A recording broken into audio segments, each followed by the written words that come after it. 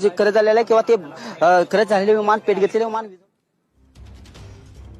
अजित पवारांसह 6 जणांचा या विमान अपघातात मृत्यू झाल्याची माहिती समोर आली आहे. उपमुख्यमंत्री अजित पवारांसह 6 जणांचा मृत्यू या भीषण विमान अपघातात झालेला आहे.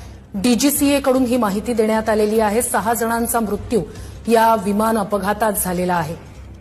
मोठा विमान अपघात झालेला आहे आणि यात अजित पवारांसह 6 जणांचा मृत्यू झालेला आहे. महाराष्ट्राचे उपमुख्यमंत्री अजित पवार यांचा विमान अपघातात मृत्यू झालेला आहे.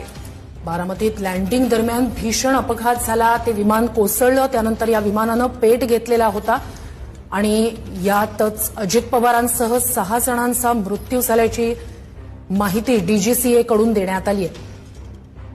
अत्यंत धक्कादायक. सकाळी सभेसाठी म्हणून अजित पवार निघालेले होते. मुंबईहून